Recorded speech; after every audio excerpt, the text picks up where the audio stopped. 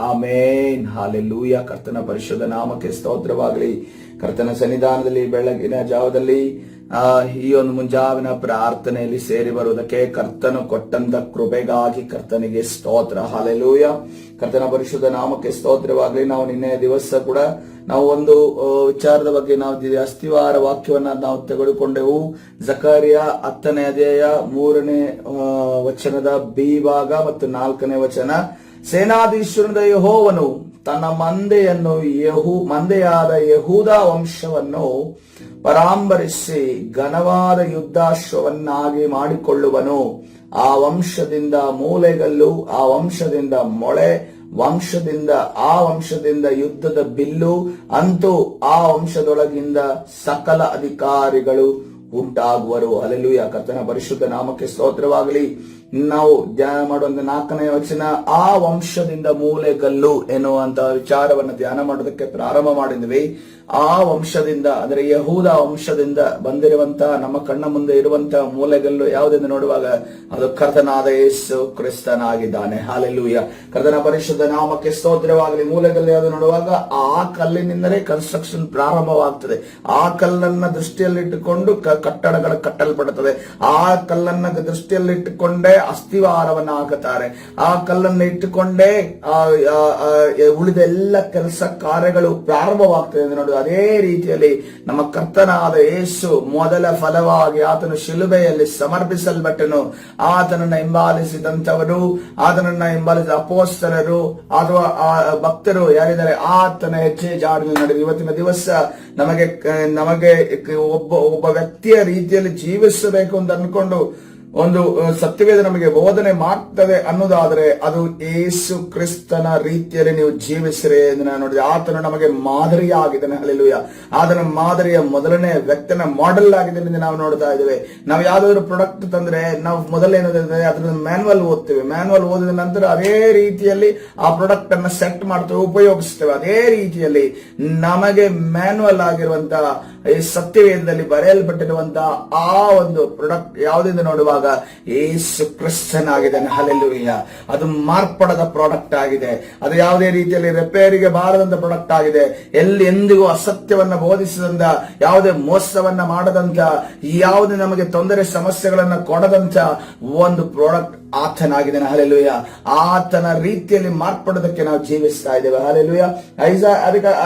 ಅದಕ್ಕೆ ಒಂದು ಸಪೋರ್ಟ್ ಆಗಿ ಯೆಶಾಯ ಪ್ರವಾದನೆ ಗ್ರಂಥ 28ನೇ ಅಧ್ಯಾಯ 16ನೇ ವಚನದಲ್ಲಿ ನಾವು ಈ ರೀತಿಯಲ್ಲಿ ಇರ್ತದೆ, ಮೂಲೆಗಲ್ಲನ್ನ ಚಿಯೋನಿನಲ್ಲಿ ಸ್ಥಿರವಾದ ಅಸ್ಥಿವಾರವನ್ನಾಗಿ ಇಡುತ್ತೇನೆ ಎಂದು ಕರ್ತನೆ ಹೇಳ್ತಾ ಇದ್ದಾನೆ. ಆನಂತರ ನಮ್ಮ ವಿಚಾರ ಹೇಳ್ತದೆ, ಅದರ ಮೇಲೆ ಭರವಸವಿಡುವವನು ಎಂದಿಗೂ ಕೂಡ ಆತುರ ಪಡುವವನು, ಆತುರ ಪಡನು ಎಂದು ನಾವು ನೋಡ್ತಾ ಇದ್ದೇವೆ. ಹಲ್ಲೆಲೂಯ. ಅಂದ್ರೆ ಮನುಷ್ಯನಿಗೆ ಆತುರ ಸ್ವಾಭಾವಿಕ, ಮನುಷ್ಯನಿಗೆ ಆತುರ ಹೆಚ್ಚು. ಆದರೆ ಕರ್ತನ ಹೇಳ್ತಾ ಇದ್ದಾನೆ, ಆ ಮೂಲೆಗಳ ಅಸ್ಥಿವನ್ನಾಗಿ ಇಟ್ಟಂತ ಚಿಯೋನಲ್ಲಿ ಇಟ್ಟಂತ ಯೇಸು ಕ್ರಿಸ್ತನ ಮೇಲೆ, ಆ ಮೂಲೆಗಲ್ಲಿನ ಮೇಲೆ ಯಾರು ಭರವಸೆ ಇಡುತ್ತಾರೋ ಅವರ ಆತರ ಪಡುವಂತ ಅವಶ್ಯಕತೆ, ಆಶಾಭಂಗ ಪಡುವಂತ ಅವಶ್ಯಕತೆ ಇಲ್ಲ, ಕಷ್ಟಪಡುವಂತ ಅವಶ್ಯಕತೆ ಇಲ್ಲ ಎಂದು ನಾವು ನೋಡ್ತೇವೆ. ಹಾಲೆಲೂಯ. Thank you Jesus. ಕರ್ತನ ಪರಿಶುದ್ಧ ನಾಮಕ್ಕೆ ಸ್ತೋತ್ರವಾಗಲಿ. ತದನಂತರ ನಾವು ಅಪೊಸ್ತಲ ಕೃತ್ಯ 4ನೇ ಅಧ್ಯಾಯ 11ರಿಂದ 12 ವಚನಗಳನ್ನು ನೋಡುವಾಗ, ಮನೆ ಕಟ್ಟುವವರಾದ ನೀವು ಹೀನೈಸಿದ ಕಲ್ಲು ಆತನೇ ಮುಖ್ಯವಾದ ಮೂಲೆಗಲ್ಲಾದನು. ಹಲ್ಲೆಲೂಯ. ಕರ್ತನ ಪರಿಶುದ್ಧ ನಾಮಕ್ಕೆ ಸ್ತೋತ್ರವಾಗಲಿ. ಈ ಲೋಕ ಆತನು ನರಾತಾರ ಎತ್ತಿ ಬಂದಂತ ಸಂದರ್ಭದಲ್ಲಿ ಆತನನ್ನ ಗಣನೆಗೆ ತೆಗೆದುಕೊಳ್ಳಲಿಲ್ಲ. ಕೇವಲ ಆತನನ್ನು ಹಿಂಬಾಲಿಸುವವರು ಆತನಿರುವಂತಹ ಸಂದರ್ಭದಲ್ಲಿ ಸ್ವಲ್ಪವೇ ಸ್ವಲ್ಪ ಮಂದಿ ಆತನನ್ನು ಯಥಾರ್ಥವಾಗಿ ಹಿಂಬಾಲಿಸಿದ್ರು. ಆ ಹಿಂಬಾಲಿಸಿದಂತ ಯಥಾರ್ಥರಲ್ಲಿ ನೋಡುವಾಗ ಆತನ ಶಿಷ್ಯರೆಂದು ನಾವು ನೋಡ್ತಾ ಇದ್ದೇವೆ. ಆದ್ರೆ ಆತನ ಹಿಂದೆ ಹೋಗ್ತಿದ್ದ ಬೇರೆಯವರೆಲ್ಲರೂ ಕೂಡ ಯಾವ್ದಕ್ಕೆ ಹೋಗ್ತಾ ಇದ್ರು ಅಂತಂದ್ರೆ ರೊಟ್ಟಿ ಮೀನಿಗೋಸ್ಕರ ಹೋಗ್ತಾ ಇದ್ರು. ಅದೇ ರೀತಿಯಲ್ಲಿ ಒಂದು ಗುಂಪು ರೊಟ್ಟಿ ಮೀನಿಗೋಸ್ಕರ ಹೋಗ್ತಾ ಇದ್ರೆ, ಇನ್ನೊಂದು ಗುಂಪು ಆತನನ್ನ ಸಾಯಿಸೋದಕ್ಕೆ ಹೋಗ್ತಾ ಇತ್ತು. ಇನ್ನೊಂದು ಗುಂಪು ನೋಡುವಾಗ ಆತನನ್ನ ಅವಹೇಳನ ಮಾಡುವುದಕ್ಕೆ ಹೋಗ್ತಾ ಇತ್ತು. ಆತನ ಬೋಧನೆಯನ್ನ ಮುಚ್ಚಿ ಹಾಕುವುದಕ್ಕೆ ಹೋಗ್ತಾ ಇತ್ತು. ಆತನ ದೈವತ್ವವನ್ನ ಮುಚ್ಚಿ ಹಾಕುವುದಕ್ಕೆ ಹೋಗ್ತಾ ಇತ್ತು. ಆದ್ರೆ ಕರ್ತನ ಹೇಳ್ತಾ ಇದ್ದಾನೆ, ಮನೆ ಕಟ್ಟುವವರಾದ ನೀವು ತಮ್ಮ ತಮ್ಮ ಮನೆಗಳನ್ನು ಕಟ್ಟುವವರು ನೀವು ಹೀನೈಸಿದ ಕಲ್ಲು, ಆ ಕಲ್ಲು ಬೇಡ. ಯೇಸು ಕ್ರಿಸ್ತನನ್ನ ದೂರ ಇಟ್ಟಂತವರು ಇವತ್ತಿನ ದಿವಸ ಆತನೇ ಮುಖ್ಯವಾದ ಮೂಲೆಗಲ್ಲಾಗಿ ನಿಂತಿದ್ದಾನೆ. ಹಲ್ಲೆಲೂಯಾ. ಆ ಮೂಲೆಗಲ್ಲಿದ್ದರೆ ಮಾತ್ರವೇ ನಮ್ಮ ಕುಟುಂಬ ಚೆನ್ನಾಗಿ ಜೀವಿಸದೆ, ಆ ಮೂಲೆಗಲ್ಲಿದ್ದರೆ ಮಾತ್ರವೇ ನಮಗೆ ಸಮಾಧಾನ. ಆ ಮೂಲೆಗಲ್ಲಿ ಯೇಸು ಎಂಬ ಮೂಲೆಗಲ್ಲು ನಮ್ಮ ಜೀವಿತದಲ್ಲಿ ನಮ್ಮ ಕುಟುಂಬದಲ್ಲಿ ಇರುವುದಾದ್ರೆ ಮಾತ್ರವೇ ಆ ಮನೆ ಸಂತೋಷ, ಸಮಾಧಾನ, ಸಮೃದ್ಧಿಯನ್ನು ಹೊಂದಿಕೊಳ್ಳುವಂತಾಗಿ. ಹಲ್ಲೆಲೂಯಾ. 12ನೇ ವಚನ, ಬರಬೇಕಾದ ರಕ್ಷಣೆ ಇನ್ನಾರಲ್ಲಿಯೂ ಸಿಕ್ಕುವುದಿಲ್ಲ, ಆ ಹೆಸರಿನಿಂದಲೇ ಹೊರತು ಆಕಾಶದ ಕೆಳಗೆ ಮನುಷ್ಯರೊಳಗೆ ಕೊಡಲ್ಪಟ್ಟಿರುವ ಬೇರೆ ಯಾವ ಹೆಸರಿನಿಂದಲೂ ನಮಗೆ ರಕ್ಷಣೆ ಆಗುವುದಿಲ್ಲ ಎಂದು ಹೇಳಿದನು. ಹಲ್ಲೆಲೂಯಾ. ಕರ್ತನ ಪರಿಶುದ್ಧ ನಾವು ಸ್ತೋತ್ರವಾಗಲಿ. ನಮಗೆ ಯೇಸು ಎಂಬ ನಾಮದಿಂದ ಮಾತ್ರವೇ ನಮಗೆ ರಕ್ಷಣೆ. ನಮಗೆ ಗೊತ್ತಿದೆ ಯೇಸು ಎಂಬ ನಾಮದಿಂದ ಮಾತ್ರ ರಕ್ಷಣೆ. ಹಲ್ಲೆಲೂಯಾ. ಆದ್ರೆ ಯೇಸು ಎಂಬ ನಾಮದಿಂದ ಮಾತ್ರ ರಕ್ಷಣೆ, ಮಾತ್ರ ಬಿಡುಗಡೆ, ಮಾತ್ರ ಸ್ವಸ್ಥತೆ, ಮಾತ್ರ ಆಶೀರ್ವಾದಗಳೆಂದು ಗೊತ್ತಿದ್ರು ಕೂಡ ಅದನ್ನ ನಾವು ಕೇವಲ ಒಳಗಡೆ ಇಟ್ಕೊಂಡಿದ್ದೇವೆ. ಆದ್ರೆ ಕರ್ತನ ಹೇಳ್ತಾ ಇದ್ದಾನೆ ಅದನ್ನ ಹೊರಗಡೆ ತರಬೇಕೀಗ. ಹಲ್ಲೆಲೂಯಾ. ಕರ್ತನ ನೋಡ್ರಿ, ಯೆರೂಸಲೇಮಿನಲ್ಲಿ ಕುತ್ಕೊಂಡು ನೀವು ಕಾದುಕೊಂಡಿರ್ರಿ, ನಿಮಗೆ ಪವಿತ್ರಾತ್ಮನ ಅಭಿಷೇಕ ಉಂಟಾಗುತ್ತೆ ಅಂತ ಕರ್ತನ ಹೇಳ್ತಾರೆ. ಪವಿತ್ರಾತ್ಮನ ಅಭಿಷೇಕ ಆಗುವ ತನಕ ದೇವರು ಆ ಒಂದು ಸಿಟಿಯಲ್ಲಿ, ಆ ಒಂದು ಪಟ್ಟಣದಲ್ಲೇ ಇರ್ರಿ ಅಂತ ಹೇಳ್ತಾರೆ. ನೀವು ಶಕ್ತಿ, ಬಲ, ಸಾಮರ್ಥ್ಯವನ್ನು ಹೊಂದಿದ ನಂತರ ದೇವರ ಇನ್ನೊಂದು ವಾಗ್ದಾನ ಆಕ್ಟಿವ್ ಆಗುತ್ತೆ. ಏನಂತಂದ್ರೆ, ಯುಗದ ಅಂತ್ಯದವರೆಗೂ ನನ್ನ ಸುವಾರ್ತೆಯನ್ನ ಸಾರ್ರಿ ಎಂದು ಕರ್ತನೆ ಹೇಳಿದ್ದನ್ನ ಯಾರು ಮರೀತಾರೆ? ಶಿಷ್ಯರು ಮರೆತು ಕೂತಾರೆ. ಅಲ್ಲೇ ಯೆರೂಸಲೇಮಿನಲ್ಲಿರುವ ಯಹೂದರಿಗೆ ಸುವಾರ್ತೆಯನ್ನ ಸಾರಿ ಸಾರಿ ಒಂದ್ಸರಿ ಆ ಸಭಾ ಮಂದಿರಗಳಲ್ಲಿ ಹಿಡಿಯಲ್ಪಡ್ತಾರೆ, ಇನ್ನೊಂದು ಕಡೆ ಕಾರಾಗೃಹಕ್ಕೆ ಈ ರೀತಿಯ ನಡೀತಾ ಇದೆ. ಆವಾಗ ಕರ್ತನೆ ಹೇಳ್ತಾನೆ, ಇವ್ರನ್ನ ಹೀಗೆ ಬಿಟ್ರೆ ಇವರು ಎಲ್ಲೂ ಕೂಡ ಸುವಾರ್ತೆ ಸಾರೋದಕ್ಕೆ ಹೋಗೋದಿಲ್ಲ, ಯುಗದ ಅಂತ್ಯದವರೆಗೆ ಹೋಗೋದಿಲ್ಲ ಅಂತ ಅಂದಾಗ ಸ್ಟೆಫನನ ಆತನ ಆ ಮರಣ ಸಮಯದಲ್ಲಿ ಆ ಕರ್ತನೆ ಏನ್ ಮಾಡ್ತಾ ಇದ್ದಾನೆ? ಅವರನ್ನ ಚದರಿಸ್ತಾ ಇದ್ದಾನೆ. ಎಲ್ಲಿಗೆ ಚದರಿಸ್ತಾ ಇದ್ದಾನೆ? ಯುಗದ ಅಂತ್ಯದವರೆಗೂ ಅವರನ್ನ ಚದರಿಸ್ತಾ ಇದ್ದಾನೆ. ಆವಾಗಲೇ ಅವರು ಆ ಒಂದು ಸ್ಥಳದಿಂದ ದೂರ ಹೋಗಿ ಸುವಾರ್ತೆಯನ್ನು ಸಾರಿ. ಅದೇ ರೀತಿಯಲ್ಲಿ ಇವತ್ತಿನ ದಿವಸ ಯೇಸು ಎಂಬ ನಾಮ ನಮ್ಮ ಒಳಗಡೆ ಇದೆ, ನಮ್ಮ ಬಾಯಲ್ಲಿ ಕೂಡ ಅದು ಬರ್ತಾ ಇಲ್ಲ ಹೊರಗಡೆ. ಆದ್ರೆ ಕರ್ತನೆ ಹೇಳ್ತಾ ಇದ್ದೇನೆ, ನಿನ್ನ ಬಾಯಲ್ಲಿ ಯೇಸುವಿನ ನಾಮ ಬರಬೇಕು. ಹಲ್ಲೆಲೂಯಾ. ಯೇಸುವಿನ ನಾಮವನ್ನು ನೀನು ಉಚ್ಚರಿಸಬೇಕು. ಆ ಯೇಸುವಿನ ನಾಮ ಉಚ್ಚಾರಣೆಯನ್ನ ಈ ಲೋಕದ ಜನ ಕೇಳಬೇಕು. ಕೇಳಿದ ನಂತರ ರಕ್ಷಣೆಯಾಗಿ ಅನೇಕ ಜನರು ನಿನ್ನ ಕಡೆ ಬರಬೇಕು. ನೀನ ಆತ್ಮಗಳನ್ನ ಆಕರ್ಷಿಸುವಂತ ವ್ಯಕ್ತಿ ಆಗಿರಬೇಕು. ಹಲ್ಲೆಲೂಯಾ. ಕರ್ತನ ಪರಿಶುದ್ಧ ನಾಮಕ್ಕೆ ಸ್ತೋತ್ರ. ಮತ್ತಾಯನ ಸುವಾರ್ತೆ 7ನೇ ಅಧ್ಯಾಯ 24ನೇ ವಚನದಲ್ಲಿ ಈ ರೀತಿಯಲ್ಲಿ ಬರೆಯಲ್ಪಟ್ಟಿದೆ. ಮತ್ತಾಯನ ಸುವಾರ್ತೆ 7ನೇ ಅಧ್ಯಾಯ 24ನೇ ವಚನ, ಆದುದರಿಂದ ಈ ನನ್ನ ಮಾತುಗಳನ್ನ ಕೇಳಿ ಅವುಗಳಂತೆ ನಡೆಯುವವನು ಬಂಡೆಯ ಮೇಲೆ ಮನೆಯನ್ನು ಕಟ್ಟಿಕೊಂಡ ಬುದ್ಧಿಯುಳ್ಳ ಮನುಷ್ಯನನ್ನು ಹೋಲುವನು. ಇಲ್ಲೊಬ್ಬ ವ್ಯಕ್ತಿ ಇದ್ದಾನೆ, ಇವನು ದೇವರ ಮಾತನ್ನ ಕೇಳಿದಾನೆ. ದೇವರ ಮಾತನ್ನ ಕೇಳಿದ ನಂತರ ಅದನ್ನ ಮನೆಯನ್ನ ಕಟ್ಟಿಕೊಳ್ತಾ ಇದ್ದಾನೆ. ಮನೆಯನ್ನ ಯಾವ್ದ್ರ ಮೇಲೆ ಕಟ್ಟಿಕೊಳ್ತಾನೆ? ಬಂಡೆಯ ಮೇಲೆ ಕಟ್ಟಿಕೊಳ್ತಾನೆ. ಆ ಬಂಡೆ ಯಾರಾಗಿದ್ದಾನೆ? ಆ ಬಂಡೆ ಕ್ರಿಸ್ತನೇ ಆಗಿದ್ದಾನೆ. ಆ ಕ್ರಿಸ್ತನೇ ಯಾರಾಗಿದ್ದಾನೆ? ಆತನ ಮೂಲೆಗಲ್ಲಾಗಿದ್ದಾನೆ. ಆ ಕ್ರಿಸ್ತನು ಎಂಬಂತ ಮೂಲೆಗಲ್ಲಲ್ಲಿ ಕಟ್ಟಿದಂತ ಮನೆಯ ರೂಪುರೇಷೆ, ಮನೆಯ ಒಂದು ಸ್ಟ್ರಕ್ಚರ್ ಏನಿದೆ ಅದು ಎಂದಿಗೂ ಮಿಸ್ ಆಗೋದಕ್ಕೆ ಸಾಧ್ಯ ಇಲ್ಲ. ಇಲ್ಲ ಅಂತಂದ್ರೆ ಏನ್ ಗೊತ್ತಾ? ಮನೆಯನ್ನ ಕಟ್ಟಿದ ಮೇಲೆ ಟಾಯ್ಲೆಟ್ ಇಲ್ಲಿರ್ಬೇಕಾಗಿತ್ತು, ಬೆಡ್ರೂಮ್ ಇಲ್ಲಿರ್ಬೇಕಾಗಿತ್ತು, ಅಡಿಗೆ ಮನೆ ಅಲ್ಲಿರ್ಬೇಕಾಗಿತ್ತು. ಅಡಿಗೆ ಮನೆಯನ್ನು ತೆಗೆದು ಫ್ರಂಟ್ಗೆ ಹಾಕೋಣ, ಟಾಯ್ಲೆಟ್ ಅನ್ನ ತೆಗೆದು ಸೈಡ್ಗೆ ಹಾಕೋಣ, ಬೆಡ್ರೂಮ್ ಅನ್ನ ತೆಗೆದು ಮಿಡಲ್ಗೆ ಹಾಕೋಣ ಅಂತ ಅನ್ಕೊಂಡು ಮಾಡಿ ಮಾಡಿ ಮಾಡಿ ಕೆಲವರ ಮನೆ ಏನಂದ್ರೆ ಯಾವ ರೀತಿಯಾಗಿದೆ ಅಂದ್ರೆ ಫಸ್ಟ್ ಡಿಮಾಲಿಷ್ ಮಾಡಿದ್ರಲ್ಲ ಆ ಮನೆಯನ್ನ, ಆ ರೀತಿಯಲ್ಲಿ ಡಿಮಾಲಿಷ್ ಆಗಿರುವಂತ ಮನೆಯಾಗಿ ಮಾರ್ಪಟ್ಟಿದೆ.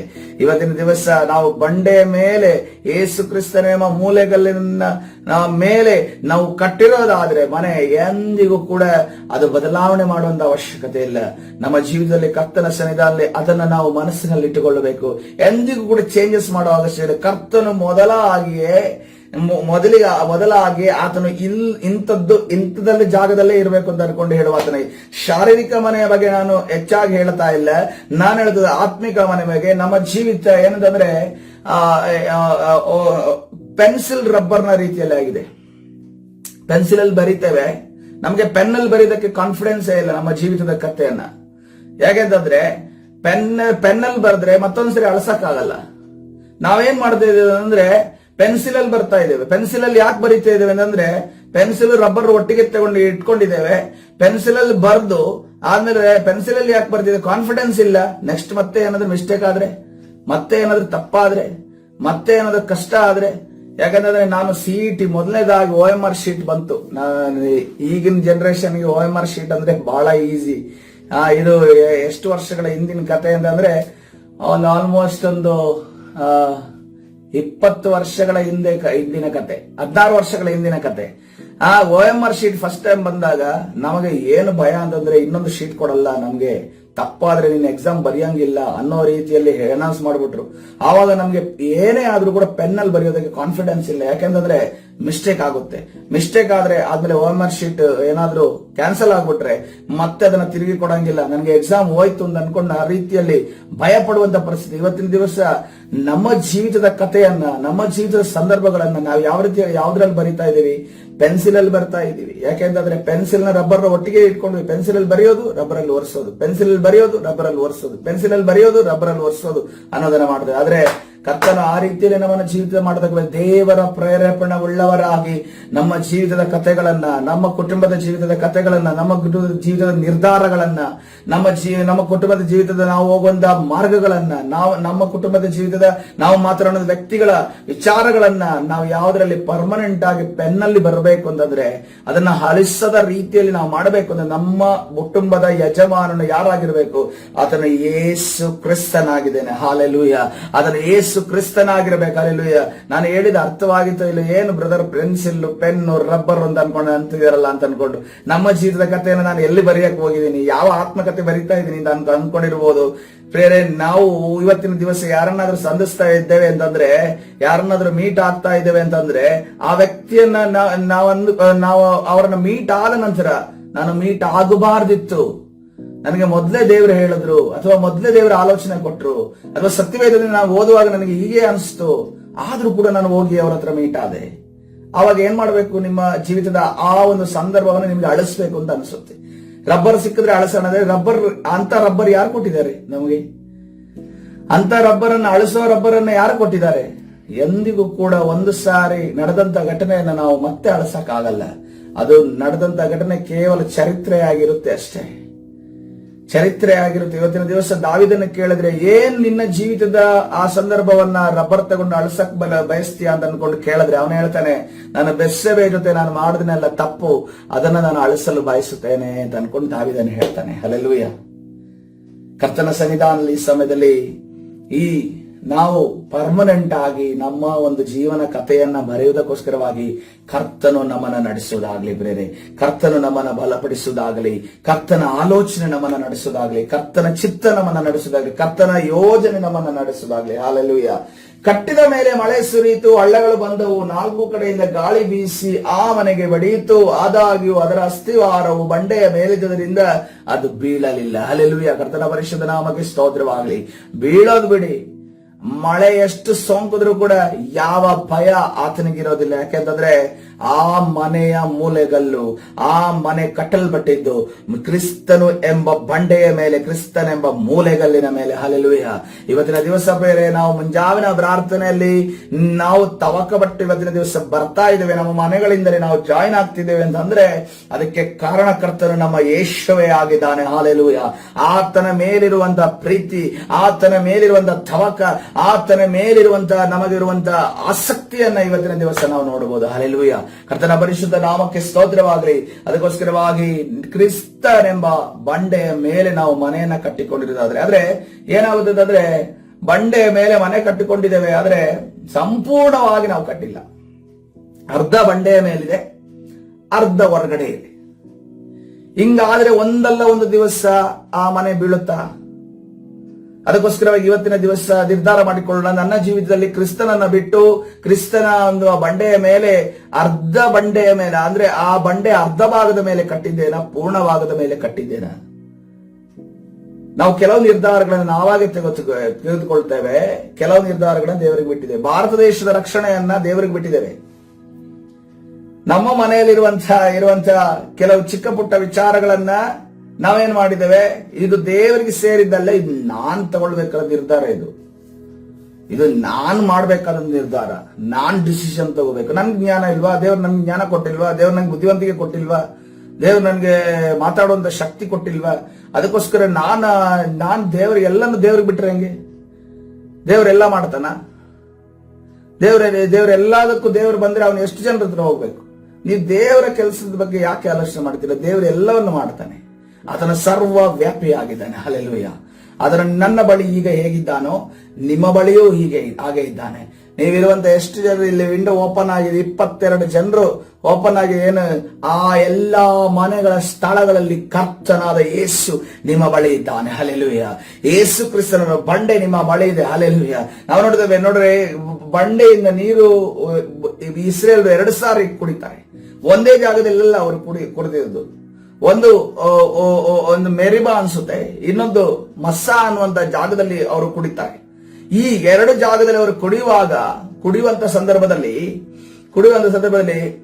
ಅದೇ ಬಂಡೆಯಿಂದ ನೀರು ಕುಡಿತಾರೆ.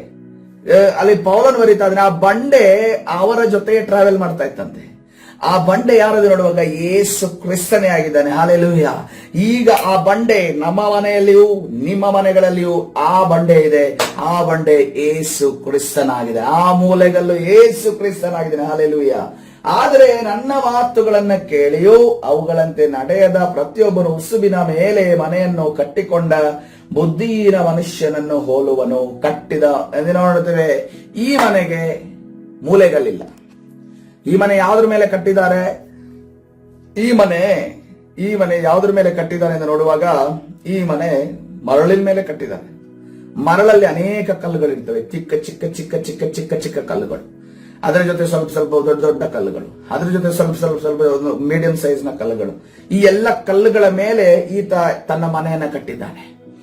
ಇವನ ಎಂತಂದ್ರೆ ಮಕ್ಕಳ ಡಿಸಿಷನ್ಗೆ ಇವನು ದೇವರ ಕಡೆ ಹೋಗೋದಿಲ್ಲ, ದೇವರನ್ನ ಕೇಳ್ಕೊಳ್ಳೋದಿಲ್ಲ. ಇವನ ಒಂದು ಉದ್ಯೋಗದ ವಿಚಾರದಲ್ಲಿ ಇವನು ದೇವರ ಕಡೆ ಹೋಗೋದಿಲ್ಲ. ಇವನಿಗೆ ಒಂದು ಫಂಕ್ಷನ್ಗೆ ಸಬ್ಬತ್ ದಿನಕ್ಕೆ ಹೋಗ್ಬೇಕು ಅಂತಂದ್ರೆ ಇವನು ಆ ದೇವರ ಒಂದು ವಿಚಾರಕ್ಕೆ ಹೋಗೋದಿಲ್ಲ.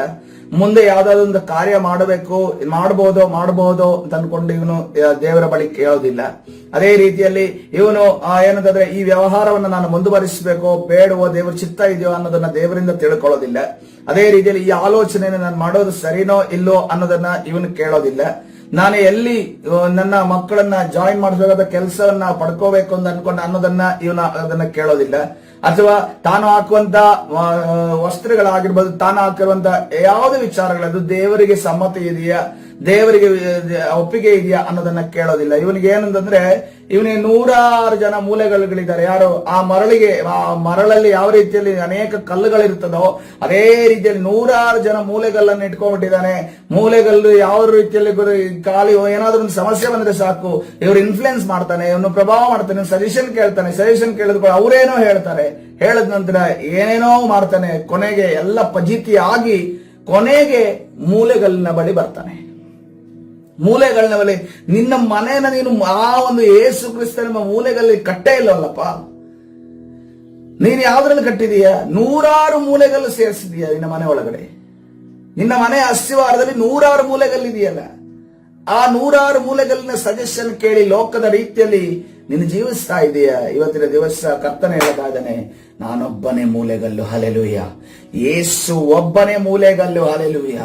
ಇವತ್ತಿನ ದಿವಸ ಆತನನ್ನ ಮೂಲೆಗಲ್ಲಾಗಿ ನಾವು ಇಡಬೇಕು ಅಂತಂದ್ರೆ ಆ ಮರಳಿನಲ್ಲಿ ಕಟ್ಟಿದಂತ ಮನೆ ಇವತ್ತಿನ ದಿವಸ ಕೆಡವಿ ಹಾಕಿ, ನಷ್ಟವಾದ್ರೂ ಪರವಾಗಿಲ್ಲ, ನಷ್ಟವಾದ್ರೂ ಆ ಒಂದು ಮರಳಿನಲ್ಲಿ ಕಟ್ಟಲ್ಪಟ್ಟಂತ ಮನೆಯನ್ನ ಕೆಡವಿ ಹಾಕಿ ಇವತ್ತಿನ ದಿವಸ ಬಂಡೆಯ ಮೇಲೆ ಮನೆಯನ್ನ ಕಟ್ಟೋದಾದ್ರೆ ನಮ್ಮನ್ನ, ನಮ್ಮ ತಲೆಮಾರನ್ನ, ನಮ್ಮ ಭವಿಷ್ಯವನ್ನ ಕರ್ತನು ಆಶೀರ್ವಾದ ಮಾಡುವ ಆತನಾಗಿದ್ದಾನೆ. ಹಲ್ಲೆಲೂಯಾ. ಎಷ್ಟು ಜನರಿಗೆ ಮನಸ್ಸಿದೆ. ಹಲ್ಲೆಲೂಯಾ. ಇದು ಈಸಿ ಟಾಸ್ಕ್ ಅಲ್ಲ. ಕಟ್ಟಿರೋದನ್ನ ಕೆಡವಿ ಹಾಕೋದು ಅಷ್ಟೊಂದು ಈಸಿ ಆದ ಟಾಸ್ಕ್ ಅಲ್ಲ. ಚಂದವಾಗಿ ಮಾಡಿಟ್ಟಿರುವಂತಹ ಮನೆಯನ್ನ, ನಮ್ಮ ಒಂದು ಜೀವಿತವನ್ನ ಕೆಡವಿ ಹಾಕಿ ನಾನು ಇಲ್ಲಿ ಇನ್ನು ಹೋಗೋದೇ ಬೇಡ, ನಾನು ಇದನ್ನ ಈ ಒಂದು ಕಾರ್ಯವನ್ನ ಮಾಡೋದೇ ಬೇಡ, ಈ ವ್ಯವಹಾರನೇ ನನಗೆ ಬೇಡ, ಈ ಫ್ರೆಂಡ್ಶಿಪ್ಪೇ ನನಗೆ ಬೇಡ, ಈ ಒಂದು ಸಂಘನೇ ನನಗೆ ಬೇಡ ಅಂತ ಅನ್ಕೊಂಡು ಮುಗಿಸಿಬಿಡೋದು ಅಷ್ಟು ಸುಲಭವಾದ ಕಾರ್ಯವಲ್ಲ ಪ್ರಿಯರೇ. ಆದರೆ ಅಷ್ಟು ಅಸಾಧ್ಯವೂ ಕೂಡ ಇಲ್ಲ. ಹಲ್ಲೆಲೂಯಾ. ಕರ್ತನೆ ಹೇಳ್ತಾನೆ, ನನಗೆ ಅಸಾಧ್ಯವಲ್ಲದುಂಟು, ನಿನಗೆ ಅಸಾಧ್ಯ, ನನಗೆ ಅಸಾಧ್ಯವಾದದುಂಟು. ಹಾಲೆಲೂಯ. ನೀನು ಮನಸ್ಸು ಮಾಡೋದಾದ್ರೆ ನಿನ್ನ ಜೀವಿತದಲ್ಲಿರುವಂತಹ ಬೇಡವಾದ ಸಂಗತಿಗಳು, ಬೇಡವಾದ ನಿರ್ಧಾರಗಳು, ಬೇಡವಾದ ಸಂದರ್ಭಗಳು, ಬೇಡವಾದ ವ್ಯಕ್ತಿಗಳು, ಬೇಡವಾದ ವಸ್ತುಗಳು ಎಲ್ಲವನ್ನ ತೆಗೆದುಹಾಕ್ತೇನೆ. ನಿನ್ನಲ್ಲಿ ಯೇಸುವಿನ ಚಿತ್ತದ ಪ್ರಕಾರವಾಗಿ ಎಲ್ಲಾ ವಿಚಾರಗಳನ್ನ ಎಲ್ಲೆಲ್ಲಿ ಯಾವ ಯಾವ ರೀತಿಯಲ್ಲಿ ಸೆಟ್ ಆಗಬೇಕೋ ಆ ಮೂಲೆಗಲ್ಲಿನ ಮೇಲೆ ನಿನ್ನ ಜೀವಿತವನ್ನು ನಾನು ಕಟ್ಟುತ್ತೇನೆ. ಹಾಲೆಲೂಯ. ನಾವು ಒಬ್ಬಂಟಿಗರಾಗಿಲ್ಲ ಪ್ರಿಯರೇ. ಹಾಲೆಲೂಯ. ಆತನು ನಮ್ಮ ಸಹಾಯಕ್ಕೆ ಇದ್ದಾನೆ. ಹಾಲೆಲೂಯ. ನಾವು ನೋಡ್ತಾ ಇದ್ದೇವೆ, ಆತನು ನೊಗವನ್ನು ಒತ್ತಿದ್ದಾನೆ. ಯಾವ ರೀತಿಯಲ್ಲಿ ನೋಡುವಾಗ ಒಂದು ಬದಿಯಲ್ಲಿ ಆತನಿದ್ದಾನಂತೆ, ಒಂದು ಬದಿಯಲ್ಲಿ ನಾವಿದ್ದೇವೆ. ಒಂದು ಬದಿಯಲ್ಲಿ ಆತನಿದ್ದಾನೆ, ಒಂದು ಬದಿಯಲ್ಲಿ ನಾವಿದ್ದೇವೆ. ನಾವು ಹೊತ್ತುಕೊಂಡು ಮುಂದೆ ಹೋಗುವಾಗ ಅವನು ಹೆಚ್ಚಿನ ಭಾರವನ್ನು ನಮಗೆ ಕೊಡೋದಿಲ್ಲ. ಆತನು ಹೆಚ್ಚಿನ ಭಾರವನ್ನು ಆತನು ಹೊತ್ತುಕೊಳ್ಳುವ ಆತನಾಗಿದ್ದಾನೆ. ಹಾಲೆಲೂಯ. Thank you Jesus. ಕರ್ತನ ಪರಿಶುದ್ಧ ನಾಮಕ್ಕೆ ಸ್ತೋತ್ರವಾಗಲಿ. ಕರ್ತನ ಸನ್ನಿಧಾನದಲ್ಲಿ ಈ ಸಮಯದಲ್ಲಿ ನಾವು ಸಂದೇಶವನ್ನು ಮುಗಿಸಿಕೊಳ್ಳೋಣ. ಕರ್ತನ ವಾಕ್ಯ ಹೇಳುತ್ತದೆ, ನಮ್ಮ ಜೀವಿತ ಯಾವುದ್ರ ಮೇಲೆ ಕಟ್ಟಲ್ಪಡಬೇಕು? ಯೇಸು ಕ್ರಿಸ್ತನೆಂಬ ಮೂಲೆಗಲ್ಲಿನ ಮೇಲೆ ಕಟ್ಟಲ್ಪಡಬೇಕು. ಹಾಲೆಲೂಯ. ಆ ಬಂಡೆಯ ಮೇಲೆ ಕಟ್ಟಲ್ಪಡಬೇಕು. ನಮಗೆ 100 ಜನ ಮೂಲೆಗಳು ಬೇಡ, ನಮಗೆ 100 ಸಜೆಷನ್ಗಳು ಬೇಡ, 100 ಆಲೋಚನೆಗಳು ಬೇಡ. ಕರ್ತನ ಸನ್ನಿಧಾನದಲ್ಲಿ ಒಂದೇ ಆಲೋಚನೆ, ಅದು ಯೇಸುವಿನ ಆಲೋಚನೆ. ಹಾಲೆಲೂಯ. ಇವತ್ತಿನ ದಿವಸ ಯೇಸುವಿನ ಆಲೋಚನೆಯನ್ನು ಪಡೆಯುವುದಕ್ಕೆ ನಾವು ಎಷ್ಟು ಜನ ಸಿದ್ಧರಿದ್ದೇವೆ ಪ್ರೇರೆ? ಹಾಲೆಲೂಯ. ಕರ್ತನ ಪರಿಶುದ್ಧ ನಾಮಕ್ಕೆ ಸ್ತೋತ್ರವಾಗಲಿ. ಪ್ರಾರ್ಥನೆ ಮಾಡಿಕೊಳ್ಳೋಣ. ಪರಿಶುದ್ಧನಾದ ದೇವರೇ, ನಿನ್ನ ನಾಮಕ್ಕೆ ಸ್ತೋತ್ರವಾಗಲಿ. ಈ ಒಂದು ಬೆಳಗಿನ ಸಮಯದಲ್ಲಿ ನಿನ್ನ ಸಾನ್ನಿಧ್ಯದಲ್ಲಿ ಸೇರಿ ಬರುವುದಕ್ಕೆ ಕೊಟ್ಟಂತ ಕೃಪೆಗಾಗಿ ಸ್ತೋತ್ರ ಯೇಸಪ್ಪ. ನಮ್ಮನ್ನ ಆಶೀರ್ವದಿಸು, ನಮ್ಮನ್ನ ಬಲಪಡಿಸು, ನಿನ್ನ ಪ್ರಸನ್ನತೆ ತುಂಬು. ಕರ್ತನೆ ರಾಜ, ನಮಗೆ ಕರ್ತನೆ ನಿನ್ನ ಆಲೋಚನೆ, ನೀನು ಕರ್ತನೆ ರಾಜ ಸಮ್ಮತಿಸಿದ ವ್ಯಕ್ತಿಗಳ ಜೊತೆ ಕನೆಕ್ಷನ್, ಕರ್ತನೆ ನೀನು ಸಮ್ಮತಿಸಿದಂತ ಕರ್ತನೆ ಸ್ಥಳ, ನೀನು ಸಮ್ಮತಿಸಿದಂತ ಮಾರ್ಗ, ನೀನು ಸಮ್ಮತಿಸಿದಂತ ಕರ್ತನೆ ರಾಜ ಒಂದು ಸ್ನೇಹ ಕರ್ತನೆ, ಆ ರೀತಿಯಲ್ಲಿ ನಾವು ನಡೆಯುವುದಕ್ಕಾಗಿ ನಿನಗೆ ಸ್ತೋತ್ರ. ಕರ್ತನೆ, ಒಂದು ವೇಳೆ ಕರ್ತನೆ ನಿರ್ಧಾರಗಳು, ಆಲೋಚನೆಗಳು, ಮಾರ್ಗಗಳು ತಪ್ಪಾಗಿರುವುದಾದ್ರೆ ಇವತ್ತಿನ ದಿವಸ ಕರ್ತನೆ ಅದನ್ನ ಸ್ವಾಮಿ ಕರ್ತನೆ ನಾವು ತೆಗೆದು ಹಾಕುವಾಗೆ, ಅಳಿಸಿ ಬಿಡುವಾಗೆ, ಆ ಸ್ಥಳದಲ್ಲಿ ನಾವು ನಿಲ್ಲದ ಹಾಗೆ, ಹೋಗದ ಹಾಗೆ ನಮಗೆ ಸಹಾಯದಸ್ತವನ್ನ ಚಾಚು. ನಮ್ಮ ಆಲೋಚನೆಗಳು ಬದಲಾಗಲಿ, ನಮ್ಮ ಮಾರ್ಗಗಳು ಬದಲಾಗಲಿ, ನಮ್ಮ ಮಾತುಗಳು ಬದಲಾಗುವುದಕ್ಕಾಗಿ ಸ್ತೋತ್ರ. ವಿರೋಧವಾಗಿ ಕಾರ್ಯ ಮಾಡುವಂತ ಎಲ್ಲಾ ಸೈತಾನನ ಅಂಧಕಾರ ಶಕ್ತಿಗಳ ಬಲಗಳನ್ನ ನಜರೇತಿನ ಯೇಸುವಿನ ನಾಮದಲ್ಲಿ ಬಂಧಿಸಿ ಮುರಿದಾಕ್ತಾ ಇದ್ದೇವೆ. ಬಿಡುಗಡೆ ಕೊಡು, ನೀನು ತಾನೇ ನಡೆಸು, ಬಲಪಡಿಸು. ಕರ್ತನಾದ ಯೇಸು ಸ್ವಾಮಿ ಸಲ ಪ್ರಾರ್ಥಿಸಿ ಹೊಂದಿಕೊಳ್ತೇನೆ ಜೀವವುಳ್ಳ ತಂದೆಯೇ. ಆಮೇನ್. ಹಾಲೆಲೂಯ.